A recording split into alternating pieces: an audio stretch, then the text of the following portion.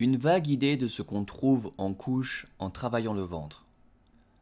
Bulle occidentale.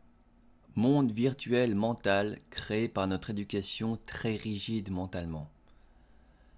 Notre société actuelle, c'est là qu'on débute le chemin en tant qu'occidental, donc une éducation occidentale. Si je respecte la loi, alors je suis en sécurité. Je ne mourrai jamais, je serai accepté et jamais rejeté. Si je défie la loi, je suis en danger et mets les autres en danger. Je suis l'ennemi à abattre, etc. Deux fonctionnements. Se soumettre, le mouton, se révolter, le loup. Dans les deux cas, c'est la même énergie. Le loup et le mouton s'auto-créent. L'éducation crée par défaut des moutons, et parfois en naissent quelques loups, eux-mêmes totalement dépendants du système. Aller voir dessous est tellement difficile et tabou pour les Occidentaux que la plupart se barrent à l'étranger, sortent de leur cadre et se réfèrent aux religions externes, bouddhisme, hindouisme, pour essayer de court-circuiter leur système. C'est une fuite et les résultats sont donc souvent très aléatoires et peu concluants au fond. À un moment, il faut aller déstructurer notre éducation ancestrale pour dénouer la goutte rouge. Une fois la bulle occidentale un peu fissurée, on peut commencer à percevoir la couche de dessous. Importée directement de Jérusalem, Moïse et les tables de la loi, ainsi que le veau d'or, action-réaction. Les 10 commandements impliquent les 7 péchés capitaux. Les tables de la loi ont créé un schisme entre l'humain et le divin. Elles sont la parole de Dieu, donc le mental tout-puissant, comme maître, à la place de Dieu lui-même. Elles ont séparé l'humain de sa création, cassant le système de symbiose naturelle avec le monde. En créant les tables de la loi, Moïse a créé en miroir le veau d'or, donc la loi crée le pervers. Ce système tourne en rond comme les loups et les moutons.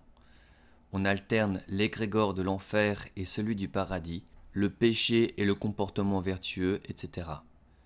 Une fois cette couche enlevée, on trouve le fonctionnement tribal primaire et païen. La communauté est le chef de tribu qui valide la terre et le pouvoir créateur de chacun. L'énergie naturelle de création est détournée par le patriarche et la matriarche, et sans leur accord, impossible de créer quoi que ce soit. Donc on demande la validation des ancêtres pour créer, et on coupe notre accès naturel au bas et à l'énergie de création jouissive. Il faut enlever cette couche pour rebrancher l'énergie de création, sinon on ne peut pas créer en dehors du système des ancêtres et de leurs croyances. Une fois cette couche enlevée, on trouve les énergies de survie et de création tellurique. C'est comme si à ce niveau, la survie était diabolisée.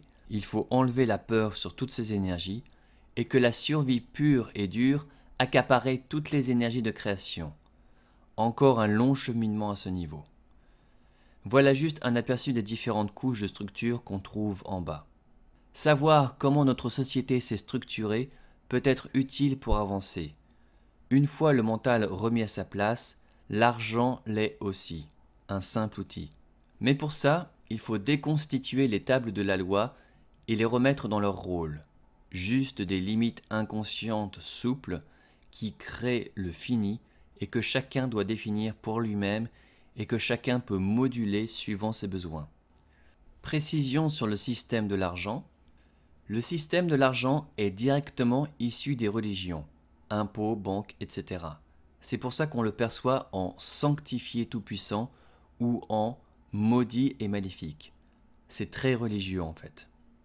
Précision sur Jérusalem. Jérusalem est un lieu qui renvoie en miroir sur sa propre foi. Il est donc normal que chacun y voie sa vision de Dieu. Les croyances nées de là-bas, 3 religions majeures au moins, ont été exportées sur tout le reste de la planète alors qu'elles n'ont rien à y faire. Ce qui est à Jérusalem devrait y rester. Précision sur l'argent. L'argent est créé par les religions et sert de substitution à l'autorité du chef de la tribu entre autres. Dans son aspect outil de corruption, il est issu du pouvoir temporel des religions. C'est comme si l'argent validait le système paternaliste et autorisait la personne qui le possède à faire ce qu'elle veut.